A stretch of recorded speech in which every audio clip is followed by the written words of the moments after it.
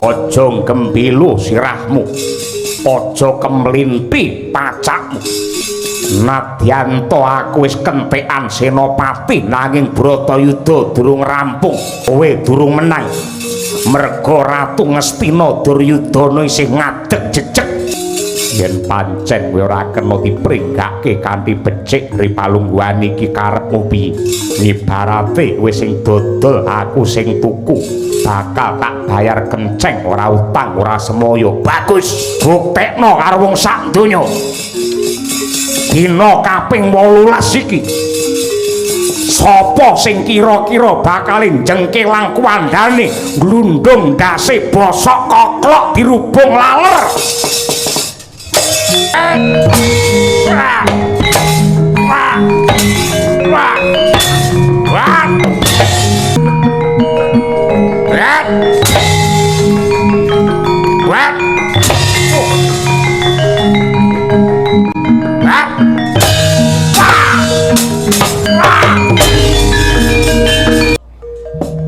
Monggo kula aturi paring dawuh supados ingkang paman saged amatrapaken diri nggih.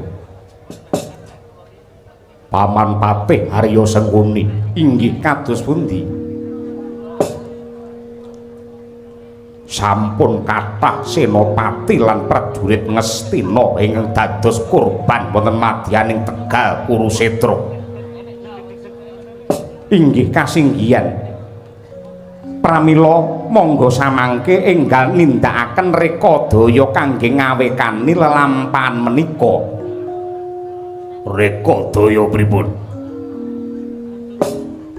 Mawi cara nindakaken karti sampeka kinarya ringkehipun para Pandhawa. Bebasan kena iwake nanging aja nganti butek banyune.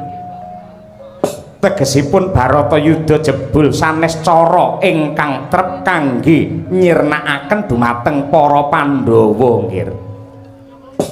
Lajeng kados pundi? Nuwun sewu. Menawi saking pamanggih kula kedah mawi cara bidung api rowang. Etok-etok ngaku kalah kalian para Pandhawa nanging menika kangge miwiti damel sanggit anyar. Gandeng nalika Pandhawa kalah sesukan dadu rumiyin, negari Ngamarta paduka depani dangunipun 13 taun. Tegesipun kawula Ngamarta sampun kulina urip kanthi tata cara budayane Kurawa. Tiyang Ngamarta sampun kecalan jati diri, sampun kula rusak budayane, sampun kula pecah ing reh kerukunane. Dados nadyan mangke Ngamarta dipun wangsulaken dumateng para Pandhawa nanging tata carane urip kawula Ngamarta saged kula kendhaleni saking mriki. Yen para kawulane wis kelangan rasa kabangsan, kelangan rasa panunggal, tartamtu negari Ngamarta badhe kropos lan ringkih satemah gampil anggenipun badhe ngrebahaken para Pandhawa. Kula percaya teng donya niki mboten wonten piyayi sing pinter lan sugih akal ukil kaya sampeyan. Nanging sampun dados sumpahing Duryudana. Kula wegah teluk kalian para Pandhawa, Duryudana kudu menang. Sampeyan gawe reka daya yektine mung padu-padune arep endo saka kewajiban. Dinten niki kula mboten butuh rekayasa. Kula wani netepaken dumados sing perang menika karana manut kalian sampeyan. Sak sampunipun Bratayuda dadi lan kathah nuwuhaken pangorbanan, sampeyan arep selak. Dene samangke kula butuh bukti kasetyan sampeyan dumateng Duryudana. Gandeng senopati kula sampun telas, sampeyan mang maju perang raketang siji.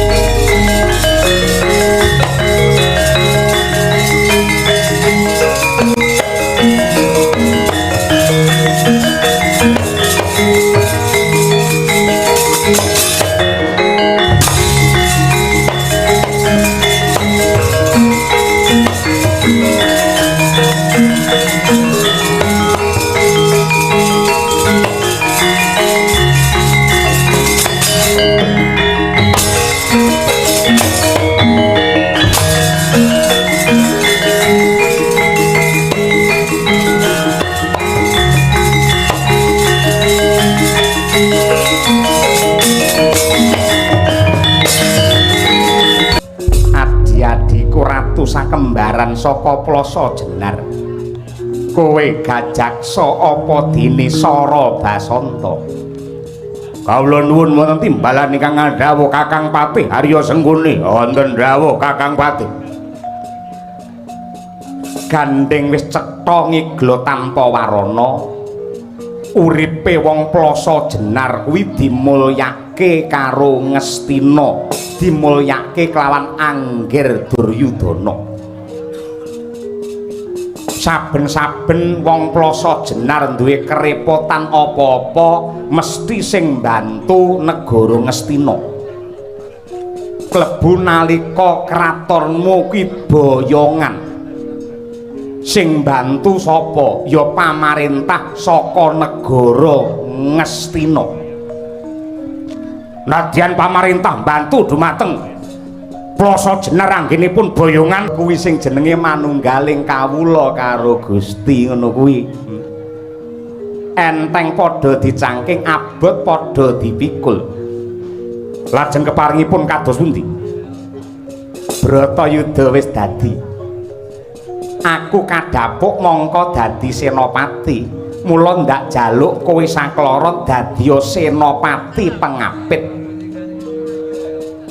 Pripalungguhan iki buktekno marang wong sak jagat, buktekno karo wong sak donya lamun ta wong Plasa Jenar kuwi kadigdayane tetep isih gegirisi.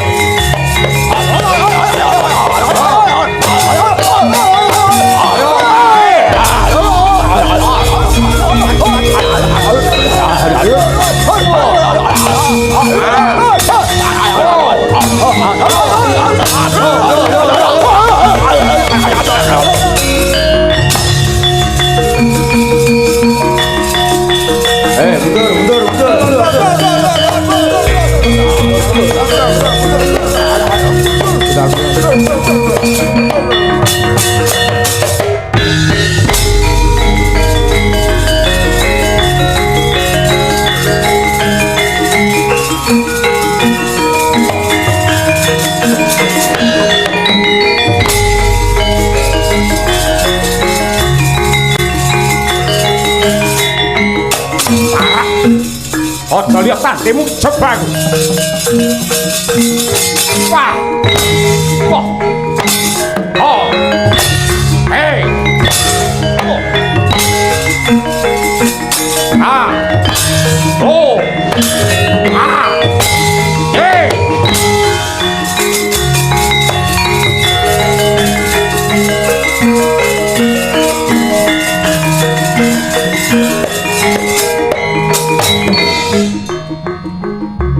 Wait! Buru yuk! At! Go! Oh! Wait! Go! At! Wah! Wah!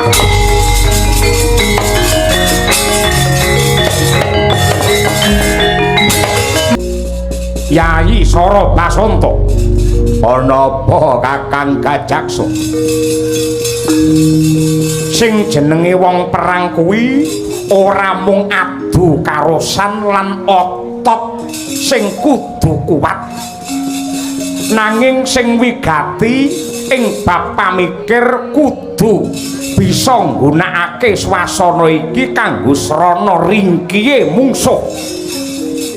Sing dikersakake kepiye? Aku ngerti kekuatane para Pandhawa ki sejatine mung ana tangane panenggak Pandhawa ya kuwi si Werkudara. Bebantenge Pandhawa ki ya mung Werkudara. Sing tegese lamun ta Werkudara mati iki mengko Pandhawa liyane mung kari ningkes. Mula aja wedi kangelan. Nindakake karpi sampeka. Sawangen nggih. Werkudara klunah-klunu ning madyaning Tegal Kulusetra. tibani gegaman tibani traca bala ora mudhar derajat apa ayo hak derekke kakang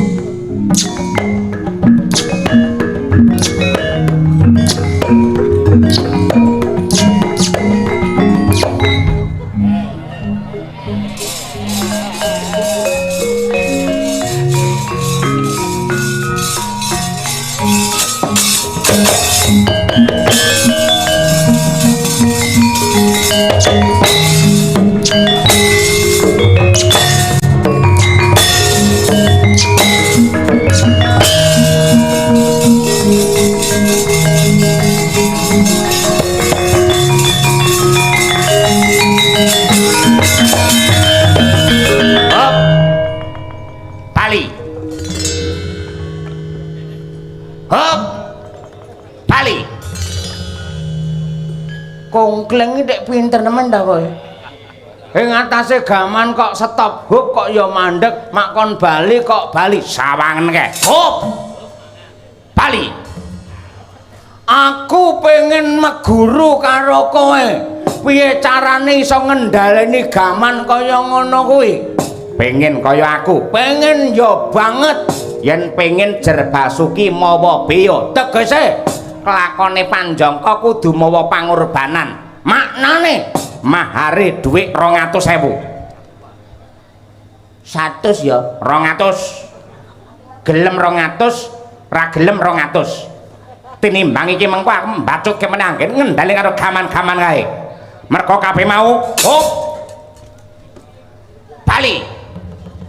Edan ampuh tenan 200. Oke, pancen ngilmu ki larang regane. Men berkah ya. Ya. Piye carane? Mundur. Mundur mriku kene lho. Oh iya, ini lho. Angel men kok. Tunggale sawah karo kantor desa mau. Carane ngedruk bumi ping 3. Sikil pincange ngedruk bumi. Cangkemmu pengen iso apa ora? Pengen guru, pengen. Ateke. Rapale bapa lunga tapa, simbok meteng tuwa. Suk yen lair dadi satriya tama. Hop! Bali. Oke, lek gur ngono aku ya iso.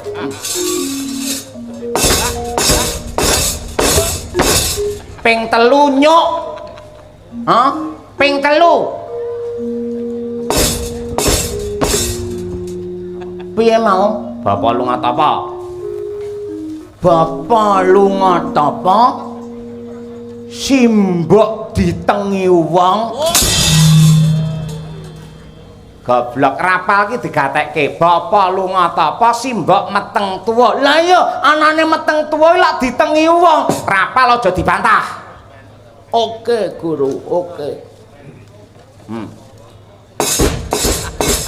Bapak lunga tapa simbok meteng tuwa sing lain dadi satriya utama. Oh! Bali. Mandura, mundura. Oke. Apa lunga tapa? Simbok meteng tuwa. Sok yen lahir dadi satriya utama. Hop! Oke. Agak ke atas. Oke. Maju sedikit. Oke. Menunduk. Iya, nyampluk ndase gareng. Endi dhuwit 200? Dulure dhewe diapusi politik kowe karo dulur. Gur ngilmu kaya ngono apus-apusan didol ngene dulur.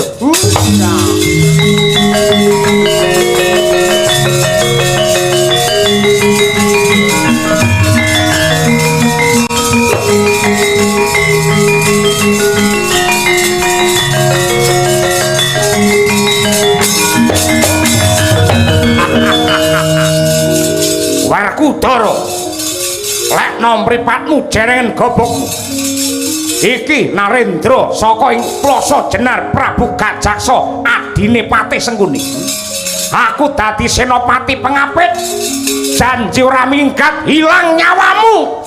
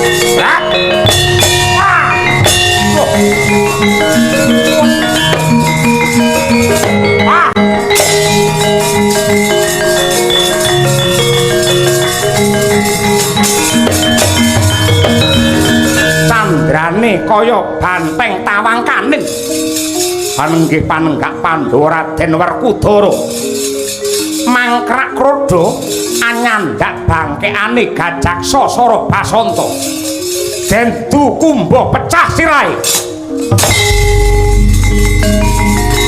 Wah! Wah! Oh. Oh. Oh. Oh.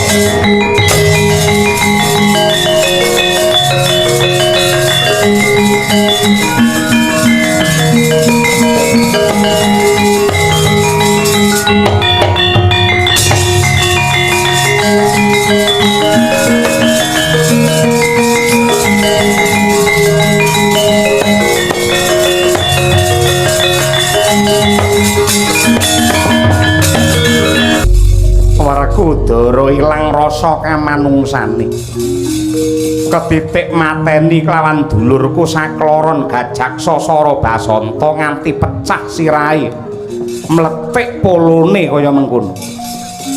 Ya iya aja gembilo sirahmu kowe le Senopati Agung Ngastina isih meger-meger Patih Harya Sengkuni. Kowe menang karo aku tak sembah cindhil abangmu.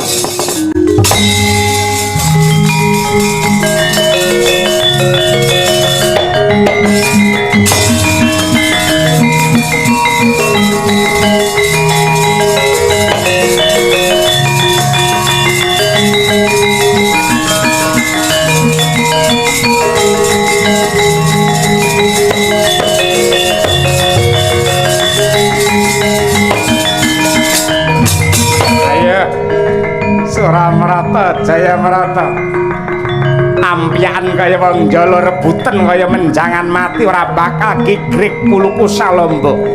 Adiku loro mati utang wirang nyaur wirang utang pati nyaur pati. Oh biar kowe lho oh biar kowe ngat oh biar kowe modar kowe modar aku ya wet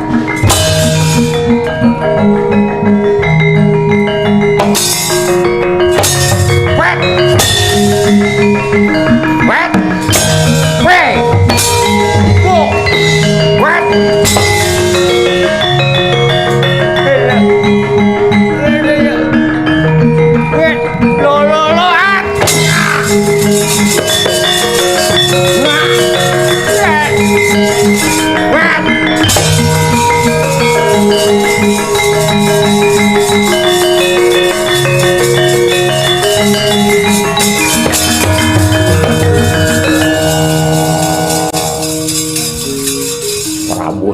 derajat apa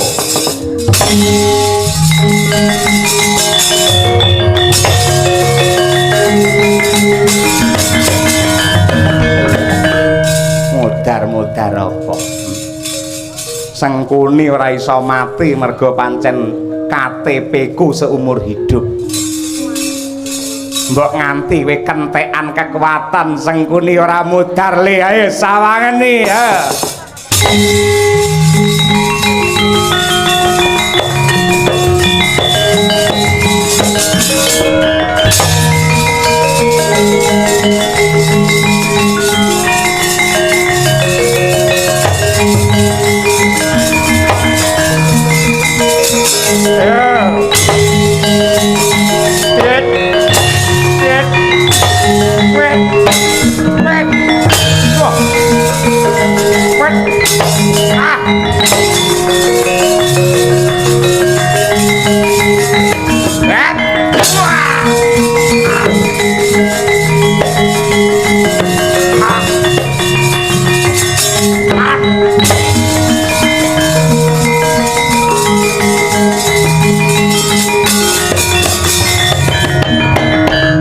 Iso mati angger arep mati mesti tak cesneh kok aku mesti kowe kentekan akal Werkudara mungsuh aku sawangen le sih meger-meger iki ayo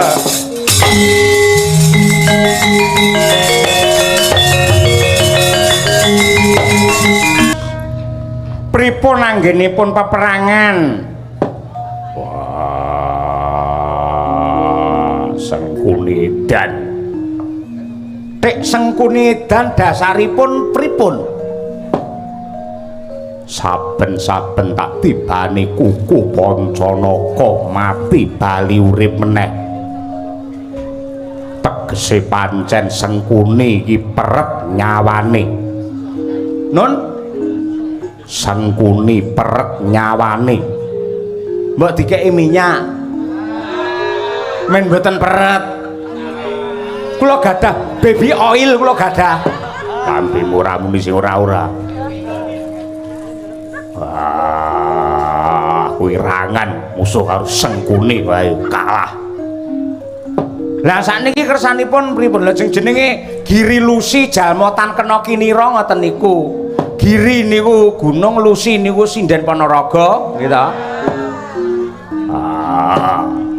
Lusi niku cacing, nadyan mung sakewan cacing ning parandene iso ngunggahi gunung. Lah niku bapakmu kon rene. Nun, Bapakmu kon rene. bapak sinten? Bapakmu Semar Badranaya. Bapak kula napa bapak jenengan? Bapak jenengan pun mati ngoten no. Bapakmu kuwi lho Dipol. Oh nggih, kula padosane wau mancing teng kali ya. Pak. Nggih. Nggih. Kula isu wau bar kewirangan. Lah ngapa? Kula jajan soto kali kanca-kanca. Lah krungu kula niku entek 90. Terus bakule kula kei, nggo niki 100. Pun mriku susuke mangpek. Anu Pak Dalang telase 190. Pun kajenge aku ya muni ngono. Aku jak ngomong ora. Nggih wonten dawuh, Den, enten dawuh. Rambanyul dhewe kaya ngono kuwi. Pripun? Sengkuni. Sengkuni enten napa? Dadi senopati. Bola-bali tak pateni parandene urip meneh. Sami kalih kula. Kula niku anggere sewengi mati, angger subuh nika urip melih kula niku. Iki tenanan iki. Sengkuni niku ditibani kuku Pancanaka ya mati ning jenggelek urip neh jingkrak-jingkrak joget tayub kae malah. Tulungane kaya wong lawas. Sengkuni nek duwe daya kaya ngono kuwi nalare piye? Kunjing langit klap-klap ton lereke entanging alis Risang maweh gandrung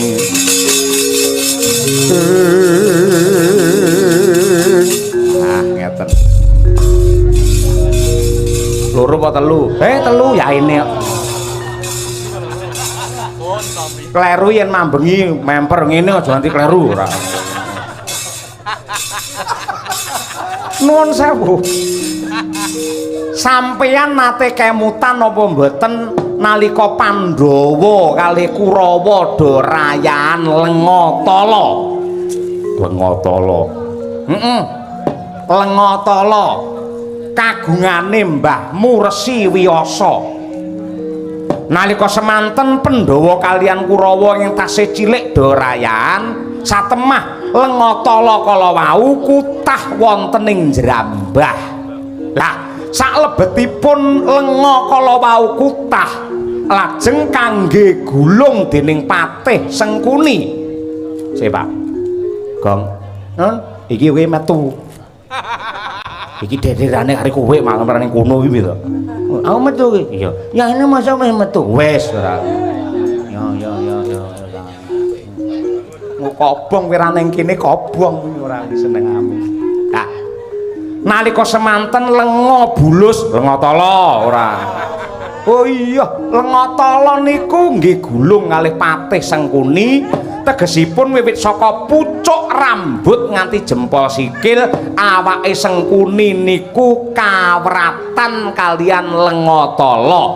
mongko dayane Lengatala awak kok kalepetan Lengatala ora bakal tedas gaman menapa kemawon klebu gaman kadewatan mboten badhe tumama mila mboten aneh mboten mokal mang tibane kuku kacamata Pancanaka diganti to mboten Pancanaka kacamata Pancanaka pon ca na ka Pancanaka kacamata pon ca na ka kacamata Pancanaka. Wis kono aku rasa melu aku tak ning kene aku ora. Aku tak ngitung amplop aku ning kene aku. Mila Sengkuni nika mboten iso mati mergo awake kalepetan Lengatala. Mbok mang tibani ngangge gada rujak polo, rujak ulek, rujak cingur mboten iso mati. Jaluk nasi ora. Mboten iso mati. Awas. Akan tetapi, ya iya. Ini penting iki. Ada sebagian tubuh dari Patih Sengkuni yang tidak terkena minyak tala. Apa itu? Sampeyan nek melu bahasa Indonesia. Apa? Mang rada ndingkluk kula bisiki yen nganti ngerti wong akeh cilaka. Ya. Dadak menek sik iki. Dhuwure semene. Opo?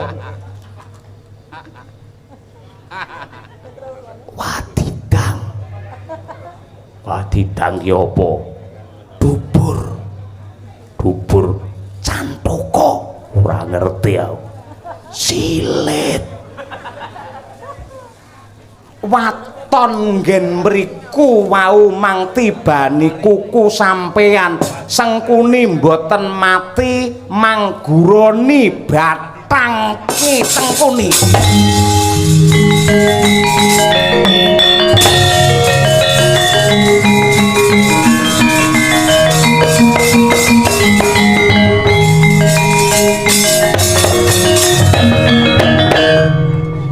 Masih apa sing dibisikke Semar karo Ndara Werkudara ki mau sapa? Werkudara.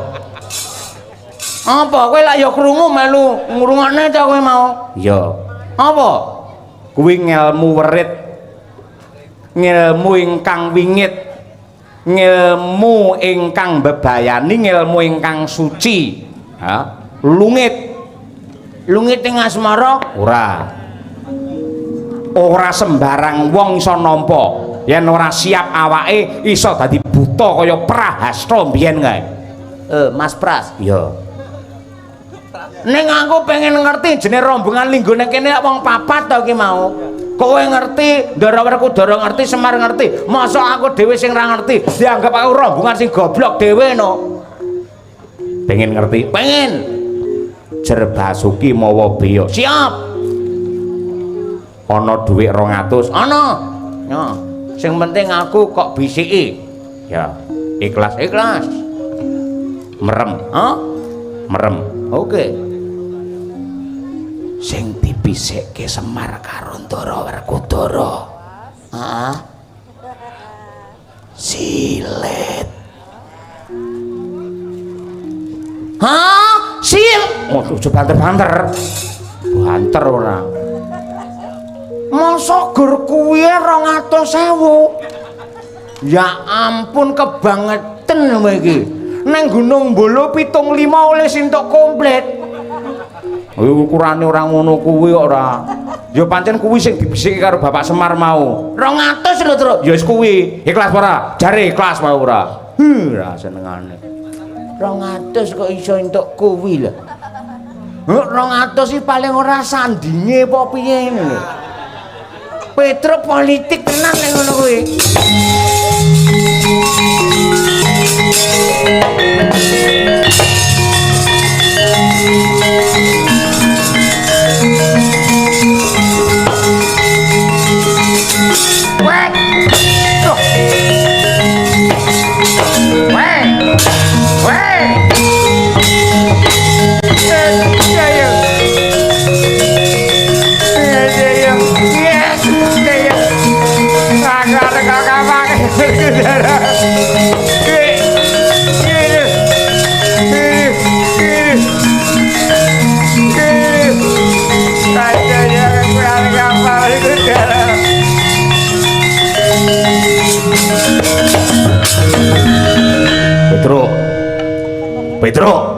Petruk, nggih.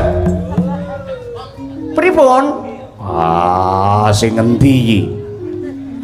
Mung gedhe tuwek anake papat lho. 3 Antareja Gatotkaca Antasena. Lho, cara Banyumas niku papat sampean. Srenggini. Oh iya. Sing ngendi?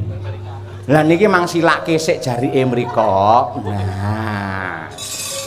Ngene. Ciluk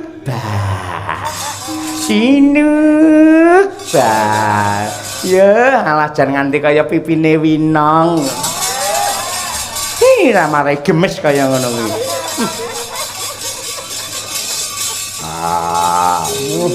Ora tau resik-resik iki terus kaya ngene. Iso garing-garing kaya ngene. Rumangsane lek garing klenthek dhewe no piye, Kak? Pun niku pun jelas niku. Niki lho mang pirsani. Wis mencap-mencep niki lho.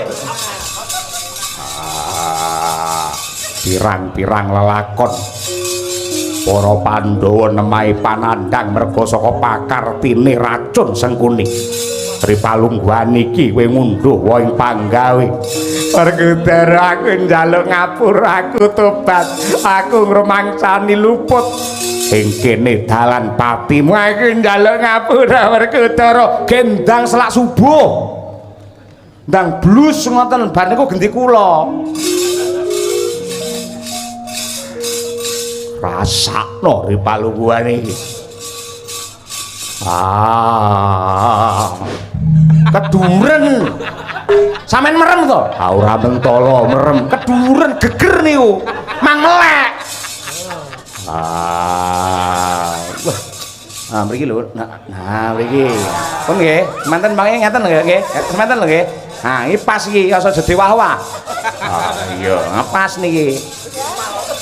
Awas. 1 jul nggih. 2 3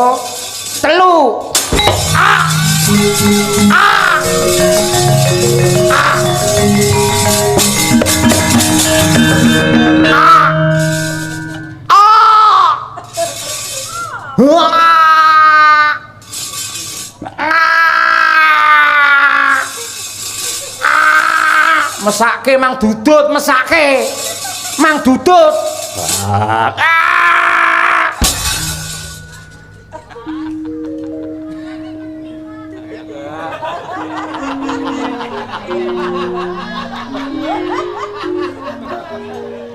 Apike mriki.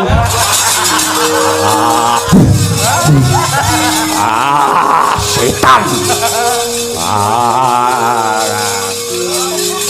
Enten apa? Iki enggak mau. Apa? Ngoten. Yo, iki minyak wangi. Pundi?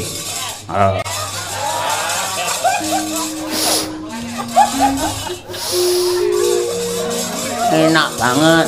Melih. Oke, pindho saiki sampean madhep rono genting. Sing jenenge ning Bratayuda iki Karmapala. Karep apa?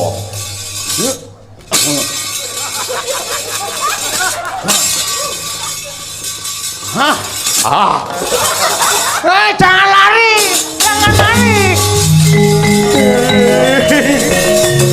Gelap yang sae, gelap yang suci.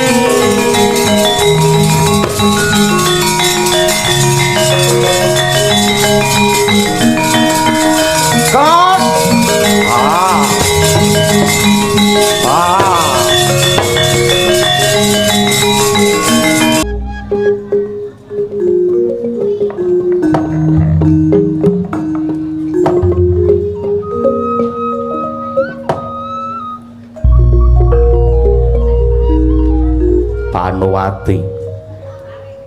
Kawula nuwun wonten timbalan ingkang adhawuh.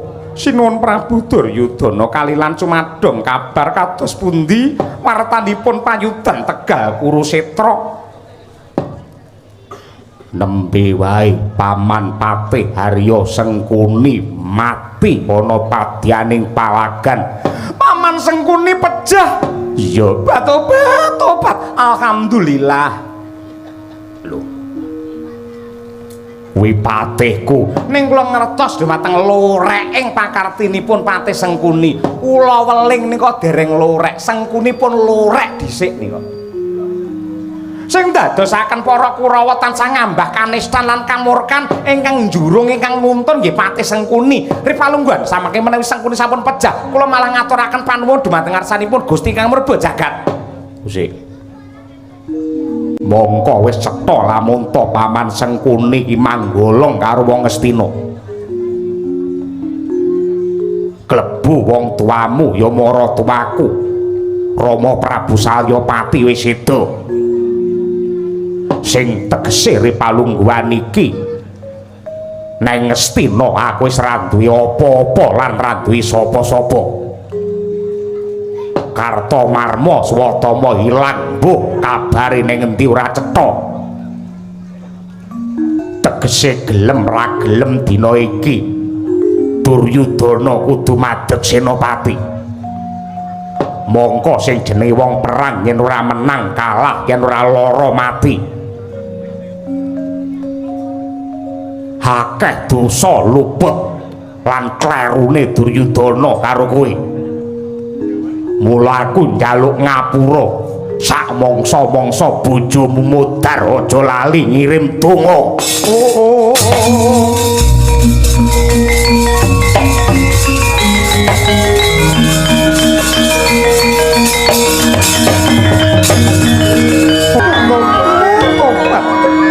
Sinuwun Prabu Duryudana jimat sesembahan kula ing Marcapada prapteng dilahan. Paduka sampun ngendika ingkang kados mekaten sinuwun. Kula nderek ndedonga, kula nderek memuji menawi Paduka madheg mangka dados Senopati Agung. Mugi-mugi lanang juritipun widodha mboten nemahi sambe kala.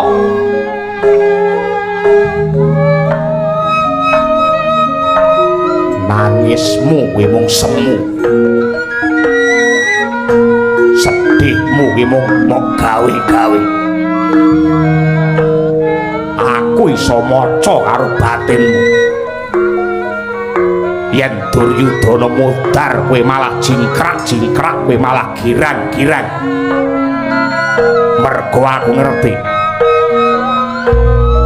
wiwit kowe biyen sih nom nganti saiki yektine sing dadi mutiaraning uripmu dudu Duryudana. Ning sing ndok tresnani wong lanang liya. Yen Duryudana ning Bratayuda iki mati, kowe bisa lestari anggenmu dilatih tungkae Janaka.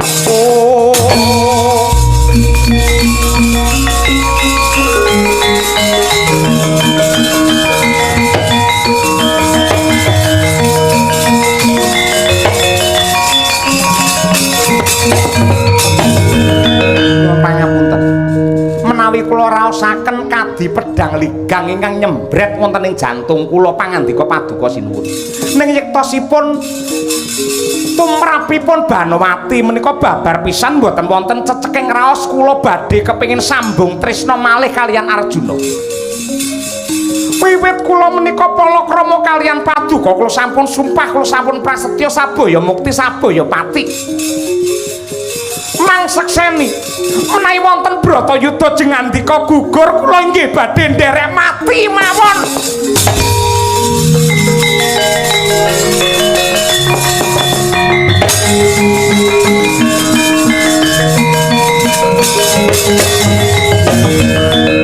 Sapa aku watake wong wedok. Lek sing lanang mati ketok nangis. Sing lanang budhalke ning kuburan gulung kuming. Sing lanang ro nganti 40 dhewe wis gatel neh. Kelakuane.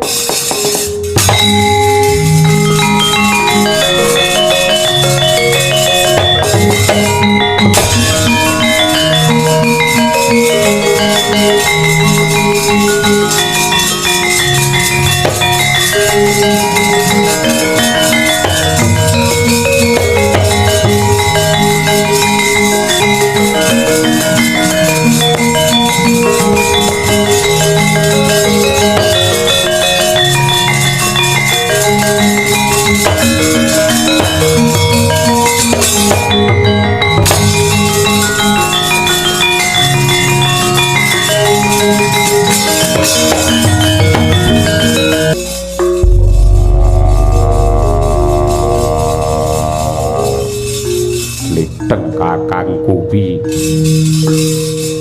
mung kari sak gedhakan mung kari sak keperangan berat para Pandhawa bakal antuk kamenangan ana ing Bratayuda kok rewangi adus getih udan luh nganti nuwuhake korban sing ora sithik kuwi yektine Werkudara goleki apa iki wis ngancik ana pungkasane Bratayuda ya gene bab kuwi lagi mbok takokake saiki wis cetha yen paprangan iki dadi telung perkara sepisan ya kuwi rampunge utang angka 2 luware nadar angka 3 ilange angkara murka kuwi isine Bratayuda bener ya Nyi sing jenenge wong perang kuwi lak mesti golek menang wong perang kuwi mesti golek menang banjur upamane Siadi unggul ing Bratayuda apa sing bakal nduk goleki kowe aja bebingung rasaku sing nduk karepake piye yen Pandhawa jaya ana palagan Siadi bakal ngukup negara Ngastina nanging kuwi dudu kanugrahan kepara malah kesusahan merga Siadi mung entuk negara sing rusak negara sing kothong negara sing remuk yen perlu kowe malah ditinggali utang merga bondo Ngastina wis dientekke karo Duryudana ngiragat perang Siadi mung bakal krungu tangising randha panjeriting bocah lolo wong cacat sing dadi korbaning Bratayuda lah banjur anggonmu toh jiwa raga sakjroning peperangan iki entuk-entukamu apa Werkudara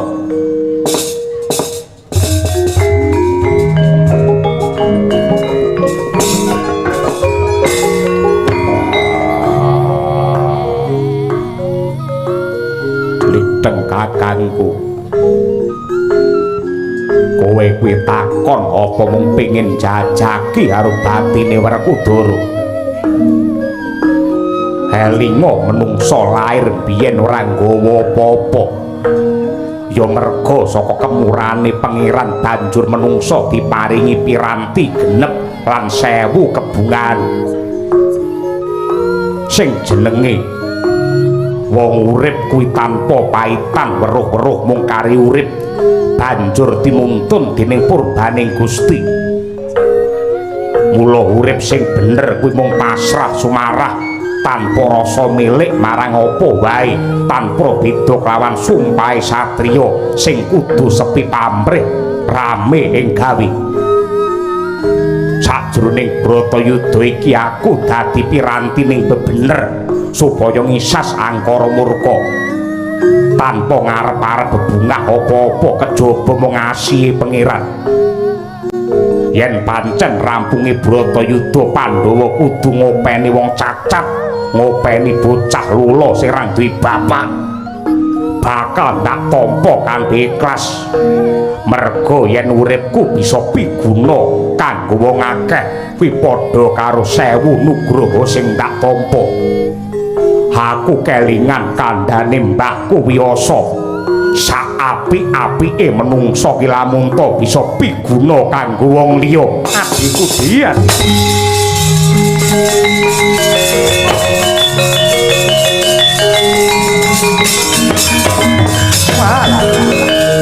seklimah ucapmu parandene mentes lan pantes dirungokake Werkudara kowe kuwi arang-arang guneman arang-arang rembukane yen gelem omong kok nentremke rasa nadyan to aga gruwal-gruwal bleglermu nanging batinmu isi mutiara ingkang tulus lan suci rasa ngelem padha gerange ngelem barang apa Werkudara apa tak jaluk aja lena kaprayitnanmu aja suda kawaspadanmu merga isih ana benggole Kurawa ya kuwi Ratu Ngastina Duryudana isih urip Ing pungkasane Bratayuda iki sira Yayi ndak kudang kudu bisa ngadeg jejeg minangka pandam pandoming kautaman nglebur sukertaning bumi Duryudana.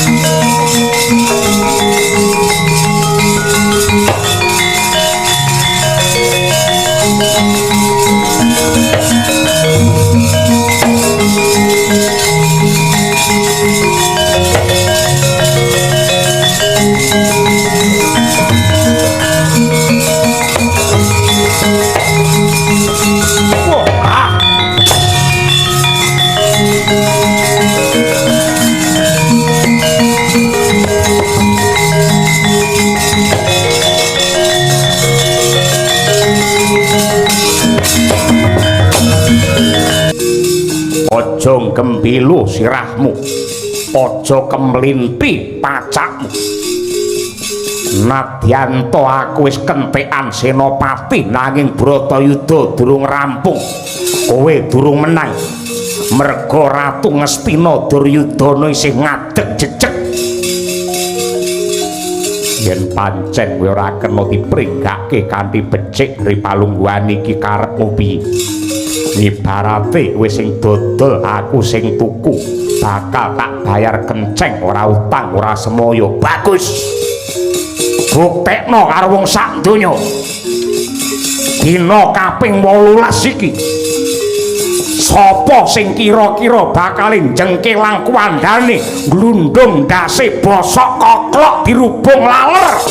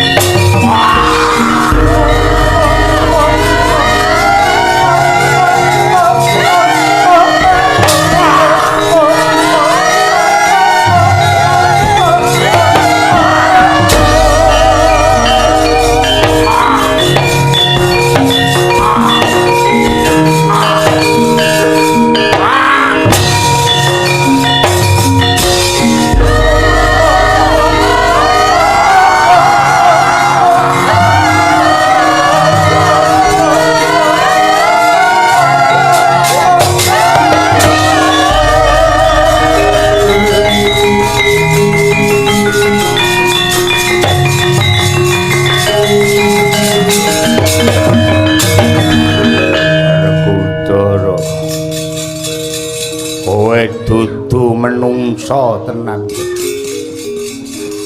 Melek mripatmu kala tanpa rupa aku dulurmu tuwa.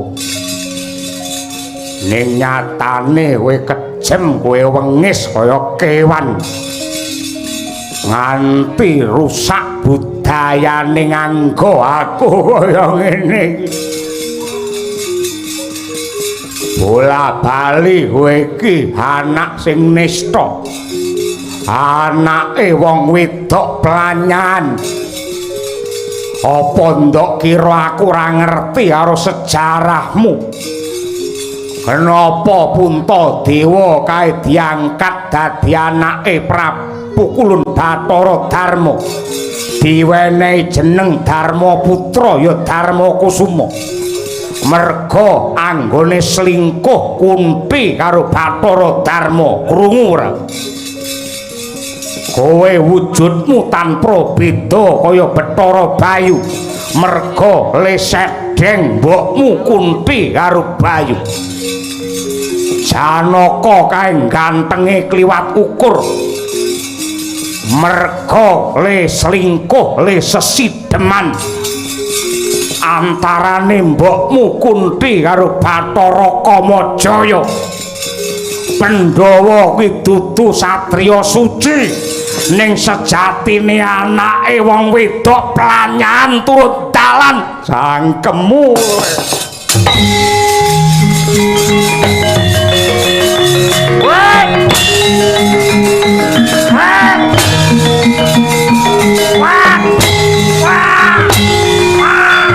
Perkutara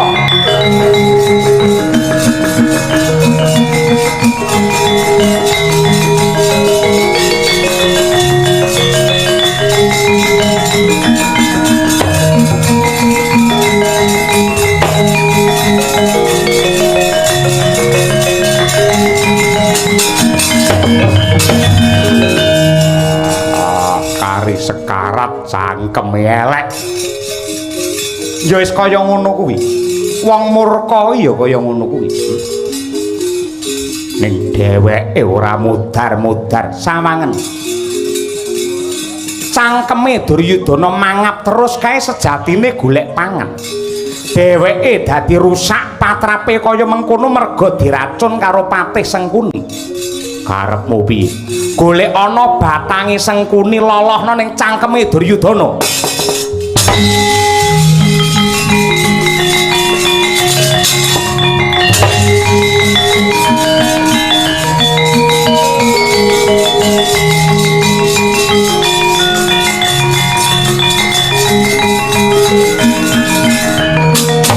Kula tiyang sae, kula tiyang suci,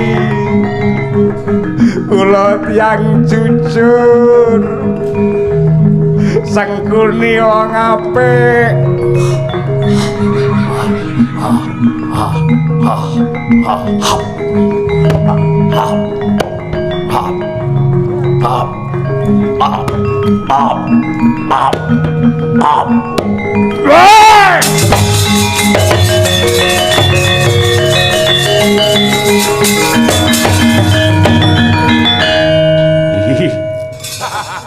Ngopo kok kiri-kiri lho? Kelakuane kaya ngono. Calone lek mati genah diseneni Tuhan. Syukur to lek ngerti karo kaya ngono. Ora mudar-mudar wis gaglak Sengkuni. Apa apike ditambahi Bagong pisan men dipangan. Aja. Yen nganti Bagong melu dipangan mong sak rombongan bakale kapiran. Betul. Golek watu gedhe. Kuandane Duryudana iki tindhiana watu gedhe men ora ngalih saka papan kene. Lan manut pangrasaku Duryudana durung wancine mati merga kudu ngunduh karma sing ditandur nalika urip mbiyen. Tindhiana watu.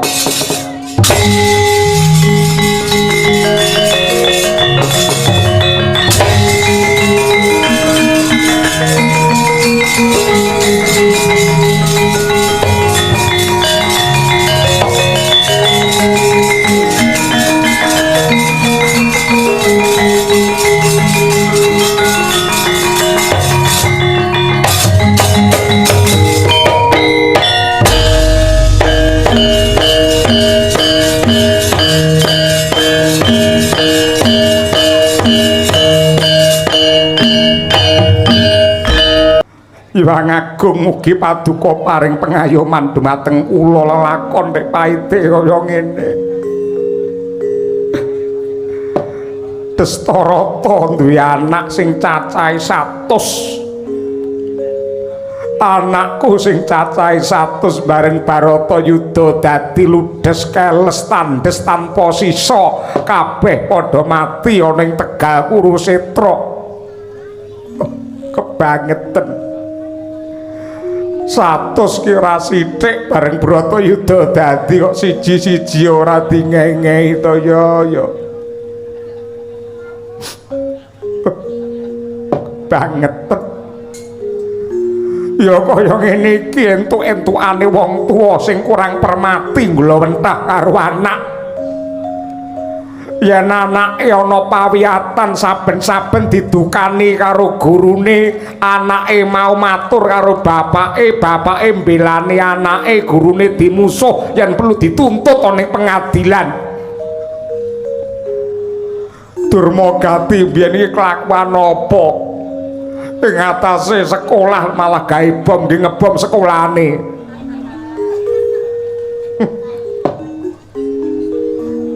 Aku ngrumangsani aku ki wuta. Inggih Mas Nanak, nanang dasmu kuwi ora. Aku ngrumangsani wuta, aku ki Caca Netra, aku ki Cala Hina, banjur anakku tak pasrahke karo bapa pamane karo ume sing jenenge Sengkuni. Kurawa ora dituntun marang dalan sing bener malah diloropake marang jurang kanistan. Ya merga rina wengi mung ngumbar kamurkan lan dadi panandange liyan mula kaya ngene iki dadine bareng Bratayuda kelakon tenan kabeh padha ngunduh tandurane. Dari aku mbiyen iki jane lak wis omong karo kowe yen duwe anak ya aja akeh-akeh. Angel dari. Ning kowe nekat pengin duwe anak pirang-pirang. Nyatane mbiyen kowe anggere ngejak sanggama karo aku kowe tak jak leren sewengi kowe ngamuk. Apa kira-kira wong wedok saka ngentrong saka plosok jenari kaya ngono kuwi watake. Angger wong wedok gegere mlengkung le karep nek kaya ngono kuwi.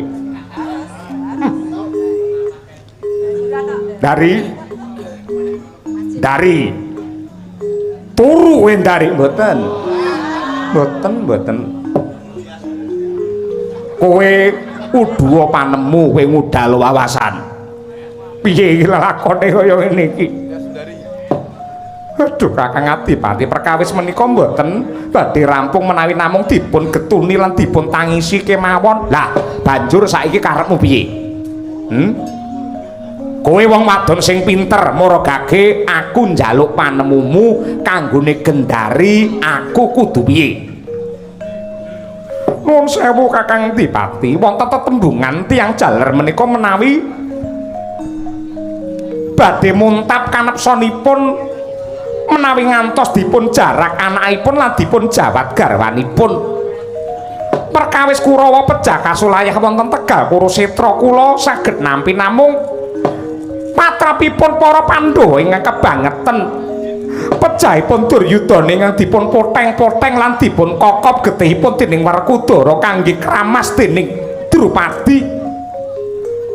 Sarta anak kula Pambayun Duryudana ingkang dipun siksa wonten madyaning alas dipun tindhi sela ageng dening Werkudara. Menika cetha lamun ta nilar dumateng rasa kamanungsan jarene para Pandhawa nggene kautaman ning nyatane patrape kaya satu kados mekaten. Anakmu mati kaya kewan merga ngunduh karo wohe pakarti. Nanging nadyan kanthi menika kesangeten kula mboten saged nampi. Yen atimu ora trima kowe arep apa? Yen atimu ora trima kowe arep apa? Kula pitados bilih paduka Kakang Adipati Dastarata ing saged males sarta ningkes dumateng para Pandhawa. Kula pitados paduka saged nyernakaken dumateng para Pandhawa. Kosik.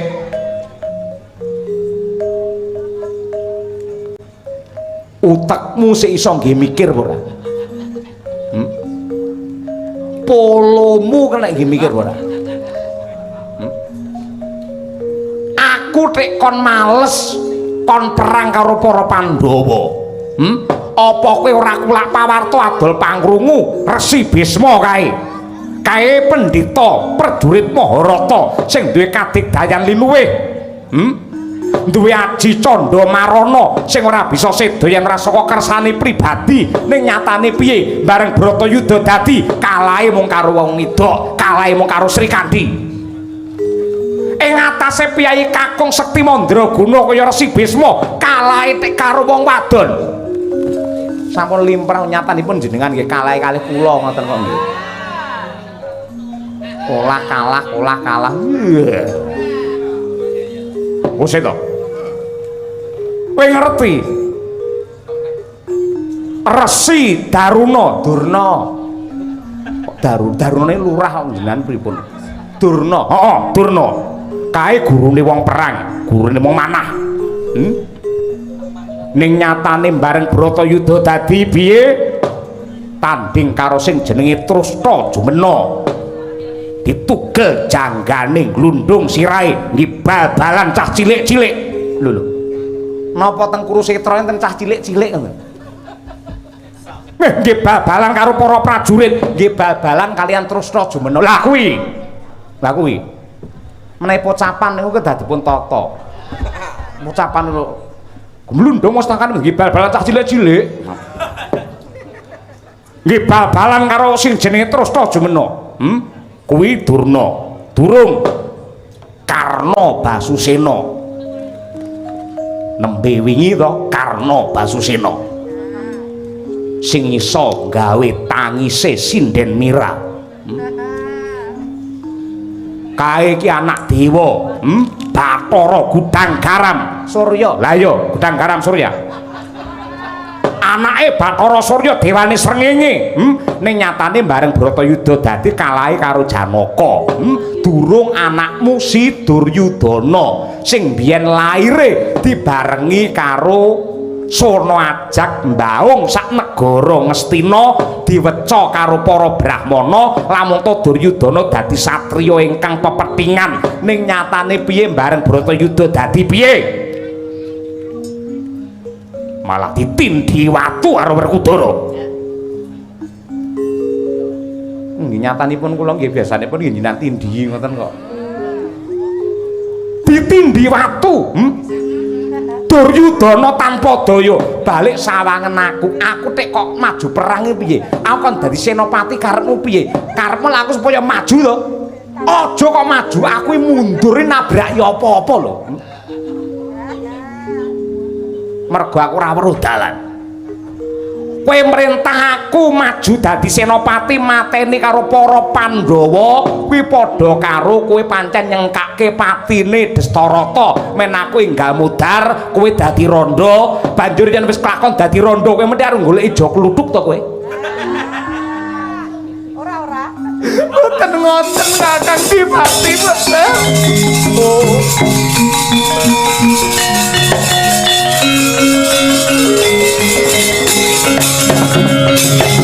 Sampun ngantos paduka lepat ing Panyokrabawa dumateng kula. Kula namung sadreme ngemutaken paduka menika kagungan kadigdayan ingkang linangkung ingkang mapan wonten epek-epek ngasta.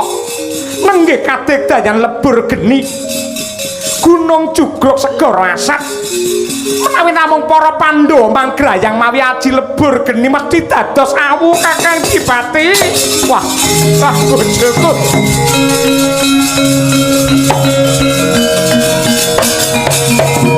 Wah, ladalah. Yen tanganku duwe kadigdayan linuwih, apa kira-kira kowe kelingan nalika aku karo kowe ketemu pisanan biyen, aku karo kowe banjur salaman nalika kuwi tanganmu uwil-uwil. Banjur aku sakwise duwe lebur geni ndok perintah mateni Pandhawa ngono. Pandhawa menawi dumugi wonten Ngastina mesti pejah. Yo, yen pancen ngono. Kapan kowe krungu kabar Pandhawa boyong ning Ngastina? Aku kandhanono. Werkudara tak grayang ora dadi awu pengen meguru batange aku.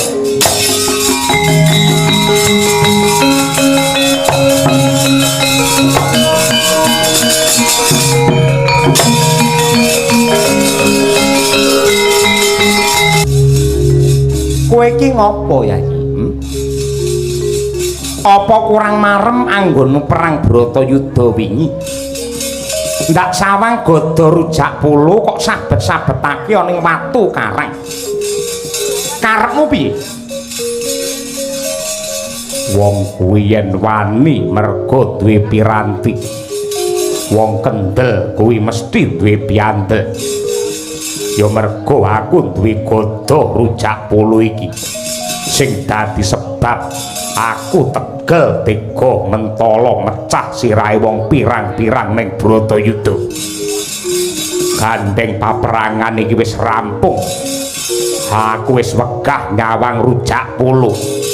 Mula gada iki bakal tak remuk, bakal lebur.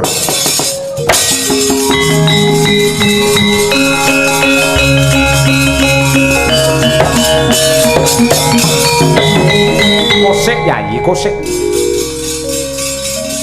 Kowe tak kandhani ya wong gagah. Gaman lan pusaka kuwi mung piranti. Gunane kanggo kebecikan apa kanistan kuwi gumantung menungsane anggone ngecakake. Elinga Werkudara. Pusaka kuwi yasane para leluhurmu sing migunani tumrape kabeh para menungsa. Yen kowe ngrusak lan bakal nglebur rujak polo tegese kowe ora ngajeni yasane mbah-mbahmu biyen. Sing tok karepake piye?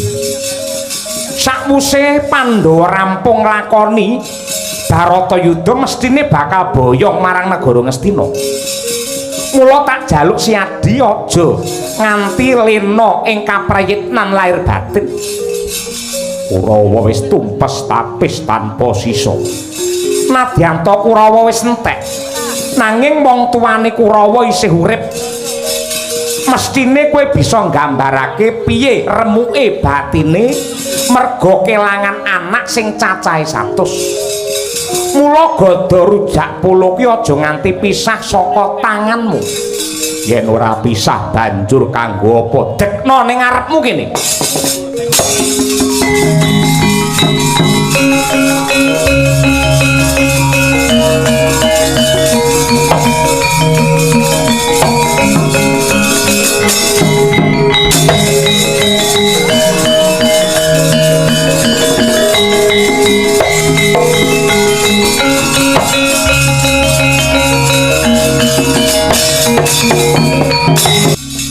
Wong Agung Darawati nggenya ngatas mring Hyang Agung nyambung rasa mring Gusti ingkang Maha Kuwasa. Griya pinandeng wujute gada rujak polo. Salin wujud jebles Sang Werkudara.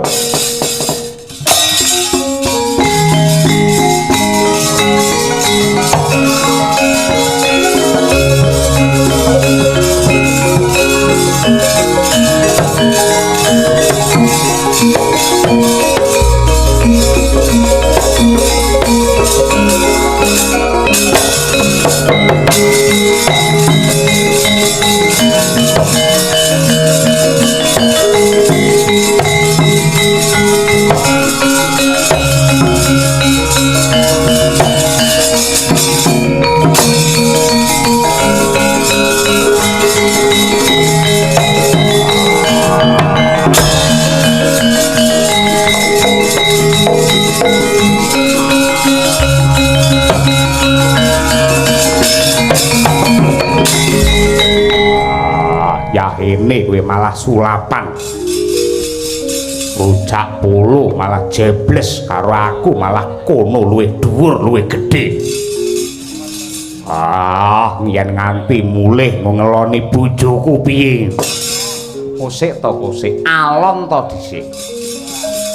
Iki ora bisa obah, ora bisa guneman. Gunane nggo apa? Pikulen gawanen ring Ngastina. Mengko sak mangsa-mangsa wakamu Destarata pengin ngrangkul kowe. Rujak polo iki sing kudu ndok ajokake.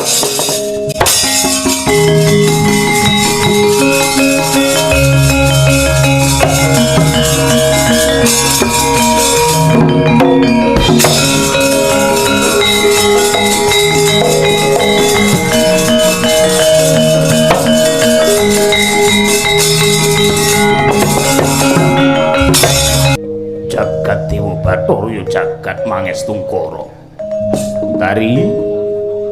Dari kawula nuwun wonten timbalan ingkang ngadhawuh ana swara kresak-kresek. Iki sing teka sapa Ndari? Nun inggih menika para putra-putra Pandhawa ingkang sami sowan wonten setinggil Binatarata negari Ngastina Kakang Adipati. Wadalah. Tiwas tak candak rebabku ki mau. Sembah pangabekti kula mawan tuan tuwa kunjuk Adipati. Sapa iki? Kula pun Puntadewa. Ndak tampa gawe bombonge rasa pangestune wong tuwa ditampani Dwija Kangka. Inggih. Sembah pangabekti kula mawan tuan tuwa kunjuk. Sapa? Kula pun Arjuna. Ya Permadi ndak tampa pangestuku tampanana. Inggih Gurawalan anggen kula mundi. Pasaku katur Destarata bapakku. Suarane kaya gluduk Werkudara. Ayo. Ndak tampa pangestuku mara gaki Tamparana Sena. Ayo. Kowe iso mung catur wahya tok ngono piye? Tas kaya ngono. Awon piye? Kang Baku aku wis bekti karo panjenenganmu. Lah Sinakula Sedewa. Yayi Nakula Sedewa kampir wonten ing Mandaraka.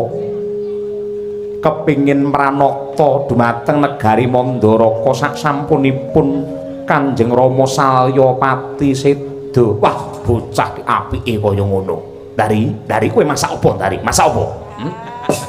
Masak apa dandakne apa kono, Dari? Ana dayoh iki anak-anakmu dhewe para Pandhawa teka kene. Aja nganti mung begegek kaya ngono kuwi. Nggih. Sampun kula cawisaken menawi badhe ngersakaken Kembul Bujana Pesta Ndrawina tartamtu badhe kula dherekaken. Lah, Puntadewa kelawan Janaka kowe nderek kelawan wakamu Gendari iki. Pesta Raja Kembul Bujana aku tak kangen-kangenan dhisik karo Si Werkudara. Werkudara to komplite jenengmu.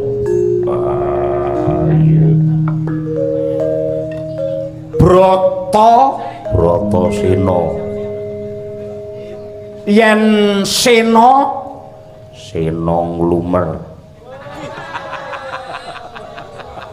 Kok nglumer? Tegese atiku ajur mumur Bratayuda rampung aku teka karo dulurku dhewe.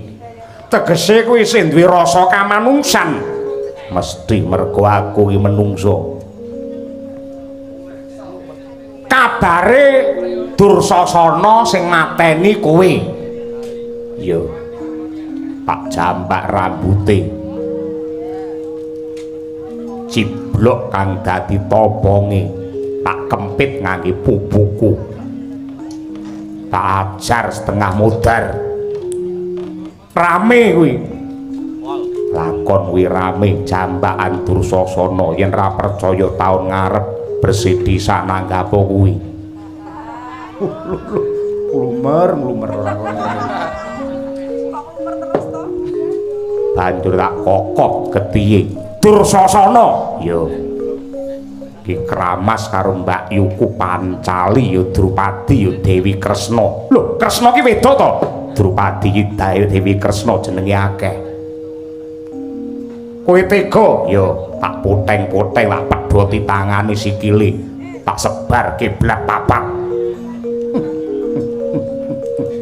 Kowe kok mentolo kaya ngono kuwi?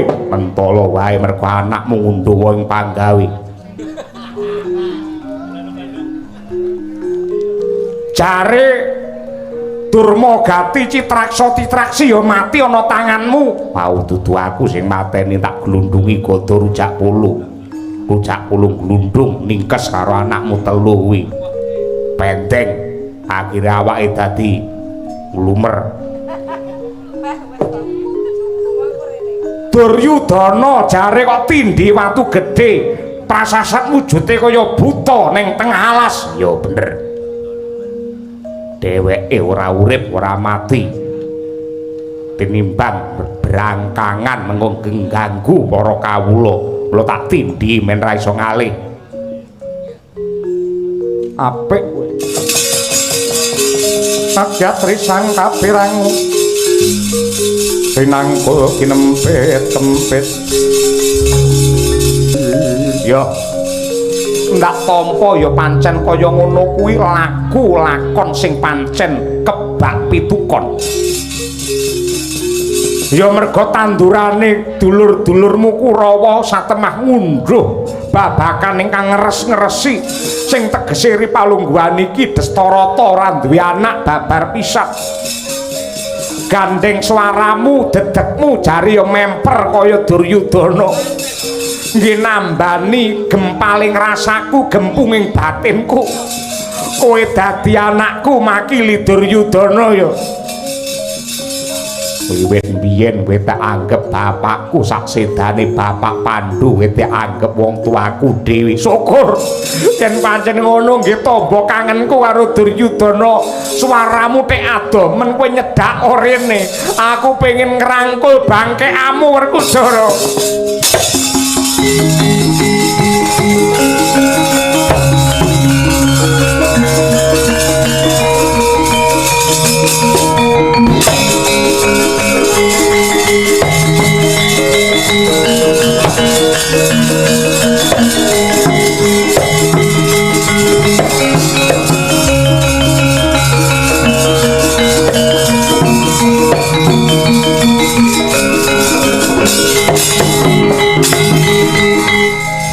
Kowe nang ndi? Aku wis ana ngarepmu pas. Wah. Elah. Grenjeng iki. Yo. Wah. Pupumu semene gedene, dudu pupu kuwi lengen kuwi. Dian lengen kok semene gedene. Wah. Gagah pideksa tenan kowe Werkudara. Kukumu ndi kukumu? Le ana dhewe. Wah, kuku yo layak landhepe kaya ngene. Ora nek ramuka nggih mbetheti nyawa pirang-pirang. Aku tak ngrangkul kowe. Nggih nambani kangenku karo anakku satu sing mati kowe tak rangkul aja obah ya Werkudara.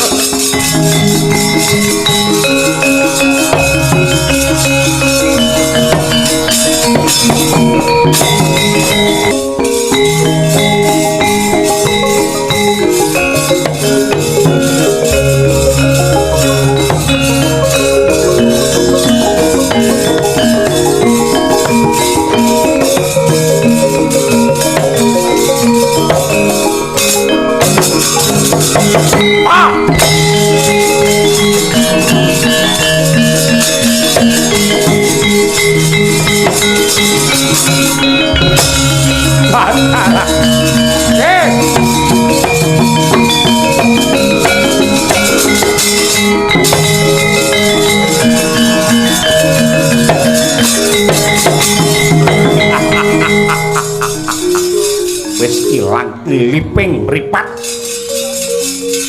Aku wis bisa malesake patine anak-anakku. Tak grayang nganggo lebur geni Werkudara ambyar dadi lebu.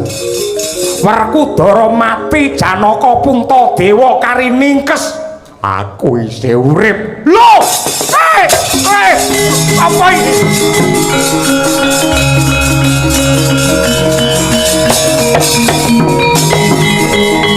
Kowe kebangetan. Sasedane bapakku. Kowe sing tak anggap dadi pepundhen. Ning yo kene kowe dadi wong tuwa ora kena dipundi-pundi, ora kena diajeni lan dihormati. Bratayuda wis rampung anakmu ngunduh karmane. Ning sebabe apa wisih nandur rasa serik karo Werkudara. Aku sejatine welas nyawang karo kowe sing caca netra calahina. Ning hemane sing picak dudu mripatmu tok ning atimu ya picak. Dari piye? Ayo lunga Dari.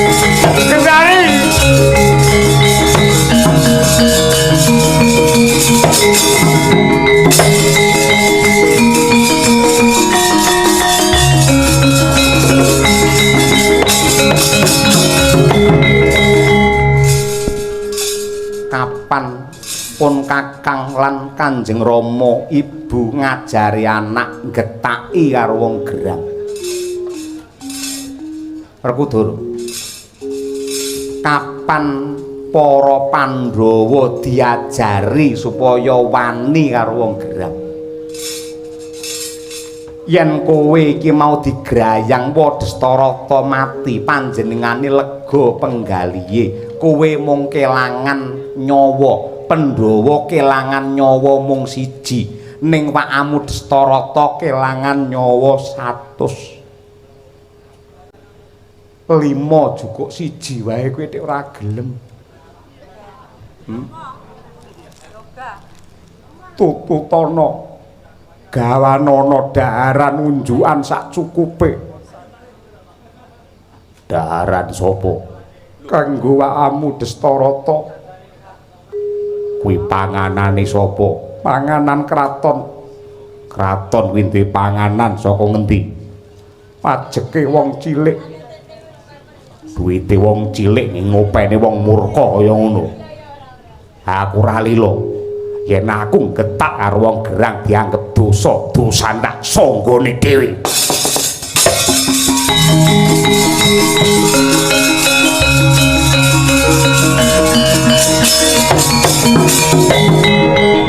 Pemangsaku wit mau bengi do ranggugu aku. Nasib.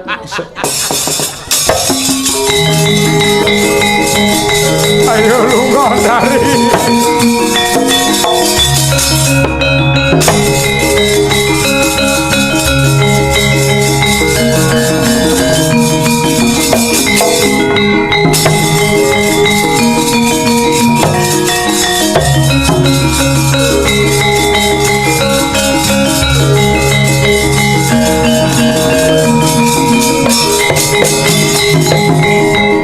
Rontang ranting busanane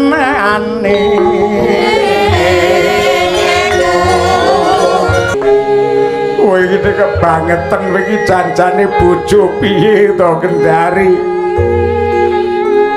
ngerti yen Destarata iki wuta aku ngrayang godo rujak polo kowe sing duwe mripat kowe sing weruh parandene ora ngelekake aku diuntawana karo Werkudara aku nibake lebur geni ya manut karo kowe ning nyatane bareng aku kewirangan kaya ngene njajal piye aku mbiyen ki jane wis wegah aku wis moh aku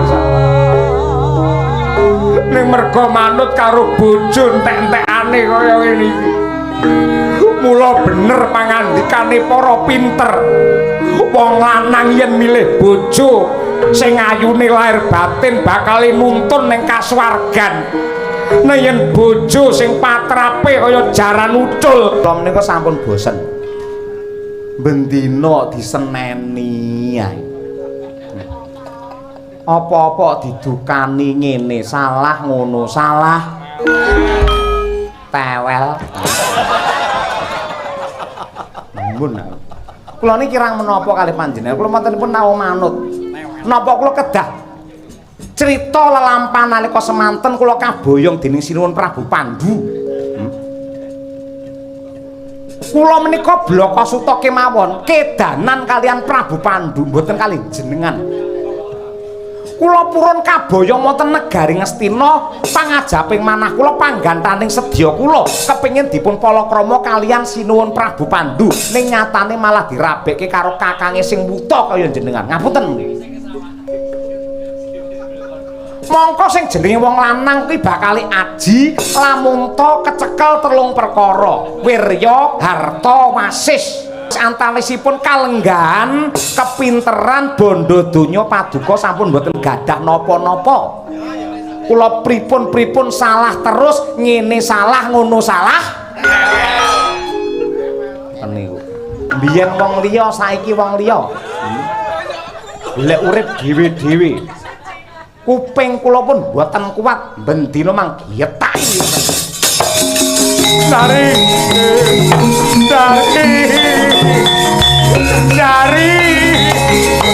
piye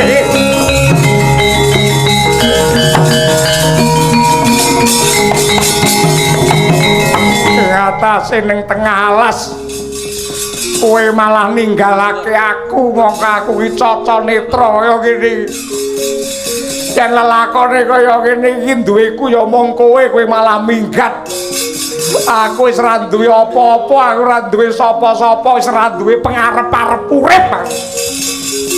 Tanganku nebah bumi tak sebul. Hamatek aji lebur geni mubah baba.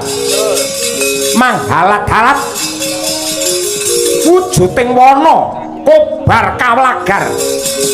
Ngobar sang adipati Destarata nganti prasasat dudu wujud menungso. Ajelih-jelih sang gendaring jerit.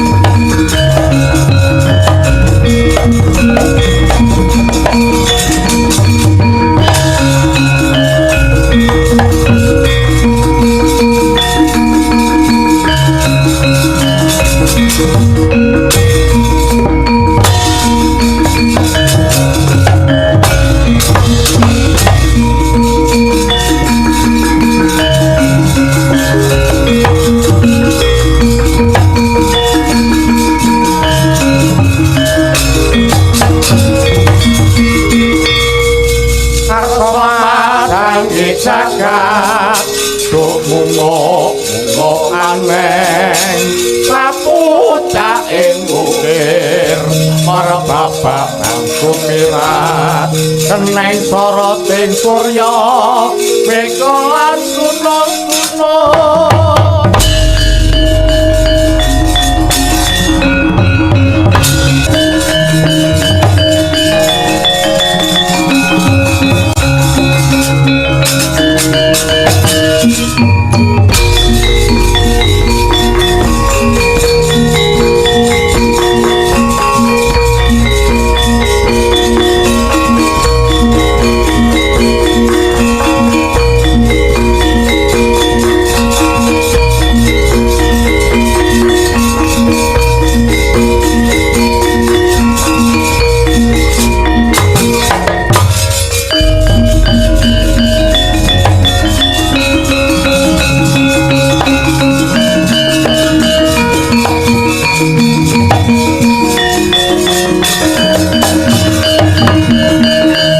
sampeyan mlebu kedaton. Kula tingali tolah-toleh wonten ing Taman Eden. Taman Kadilengleng. Sampeyan goleki wong mboten ketemu. Praupan sampeyan, pasuryan sampeyan terus abang. Mboten pamit kalian ponokawan, sampeyan mlaku ning dalan nadyan akeh bakul bakwan sampeyan ora jajan. Ngeblas teng alas petuk karo bangsane kewan, sampeyan diajar kaya wong kelangan kamanungsan mang tibani panah-panahan. Akhire niki wau do mati. Yai Semar, apa pancen aku kudu nganggo kacamata? Tek ngoten. Kaya aku weruh sukmane para Kurawa metu saka kewan iki. Kula tak cerita. Menungsa niku titahing Gusti ingkang derajatipun dhuwur dhewe. Merga duwe mutiara papat nengge agama, moral, akal lan rasa isin. Agama niku pranatan saka Gusti ingkang tinulis wonten ing Weda Suci minangka tuntunaning kajiwan supaya menungsa tentrem lahir batin slamet donya tekan akhir niku agama. Angka kalih moral niku wonten gandeng cenenge kelawan rasa kamanungsan. Angka 3 akal niku nggih ngulir budi, ngulur nalar, miwir pikir. Ewadene rasa isin niku sing duwe ya mung menungsa. Karma ingkang tinampa bareng mati sukmane Kurawa nemplek-nemplek teng kewan-kewan niku wau.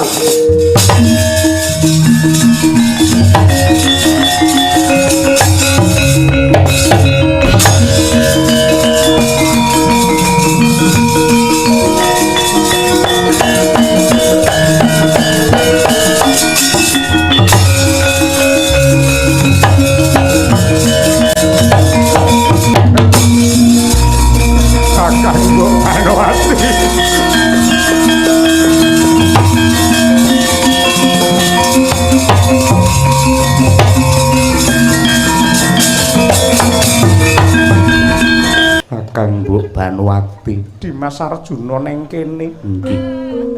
Mboten kencan, mboten semayan parandene kok malah saged pinanggih nggih. Mongko adatipun menawi semayanan sosok malah telisipan. Kakang Banwati, Bratayuda sampun rampung. Pandhawa kabare boyong marang Ngastina ya Di. Nggih. Nanging saksarnipun kula mlebet wonten ing Kadilengleng. Nadyanto kembang-kembang megar nanging kawis tinggal boten babar Gondowarum. Wonten kedaton ugi ing kurungan wonten wujudipun peksi ning parandene boten purun ngoceh. Kula ningali balumbang mina-mina datan ringas anggenipun mataya wonten ing warih. Karana jengandika boten mapan wonten mriki tek malah mapan wonten alas. Aku ki goleki kelawan Kakang Duryudana, aku wis pirang-pirang dina iki ora resik sairya wujudku dadi kaya mengkene iki Dimas Arjuna. Mboten napa-napa. Piyayi menika menawi ayu radu sesasi tetep ayu. Panjenengan lak taksih kemutan nalika wonten ing bangku pawiyatan ing pawiyatan Madya Inggil. Kata-katane angel diterima iki Madya Inggil iki apa? Nate sumpah prasetya sebaya mukti sebaya pati. Aku ro mbiyen wong loro bar tanggapane numpak becak. Gandeng sak mangke Bratayuda rampung, kabaripun Kakang Duryudana sampun seda. tegesipun boten wonten ingkang badhe dados beteng anggen kula badhe nyucuk dumateng jatining pamarem. Kakang, monggo kula dherekaken. Kowe aja nyenggol aku. Aku dudu bojomu, aku garwane Sinuwun Prabu Duryudana. Nanging kula taksih tresna. Nuwun sewu. Waton boten selak saking batos jenengan. Mangsawan kula. Mangsawan kula. Mripat kula mangsawan.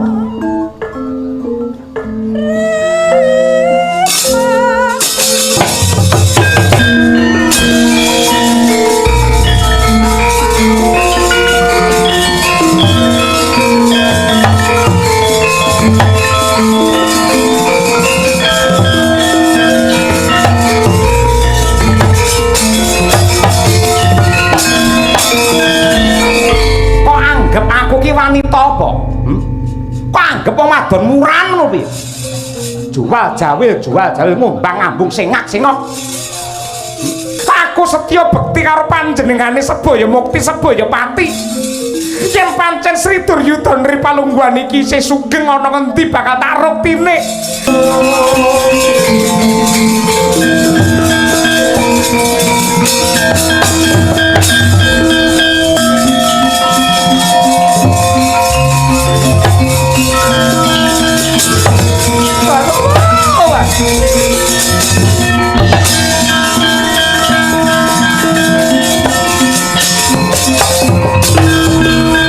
Kakang Banowati.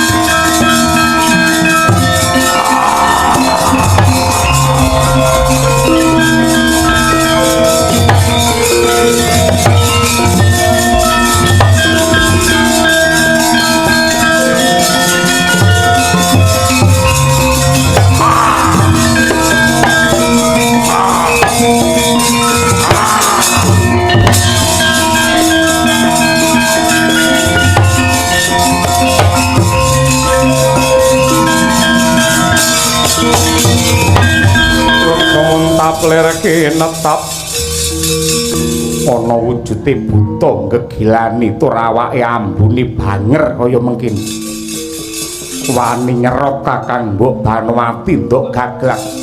Ayo nduk lepeh apa ora? Yen ora nduk lepeh tak odel-odel wadukmu.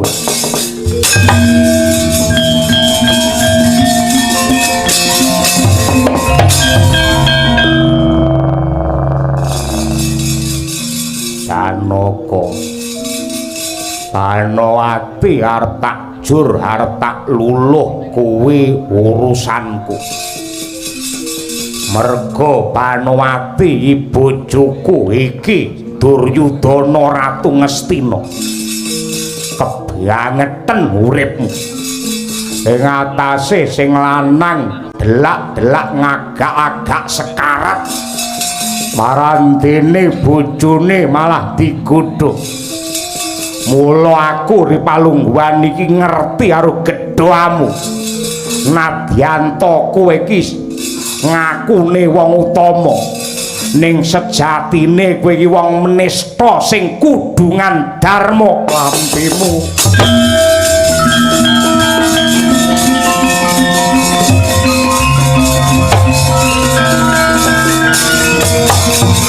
Ayo tibakno panahmu, tibakno ning jantung utawa wetenge Duryudana.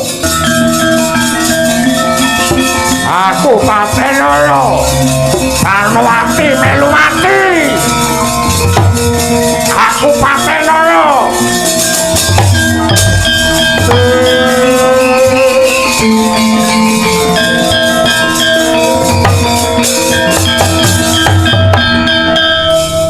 Sampeyan iki rambute wis putih sing gendhengi. Ra isin disawang karo anak putu. sampeyan ki calone duwe putu parandene nek dadi mbah nek ora enek lerene anggene goleki othok onggrok kaya ngoten niku. Nggih empun to mpun. Sampeyan iki duwe anak wedok, mangeling-eling, sampeyan duwe anak wedok. Yen sampeyan ngumbar murka ngoten niku, yen anakmu wedok nggih dolanan wong lanang kira-kira trima apa ora sampeyan?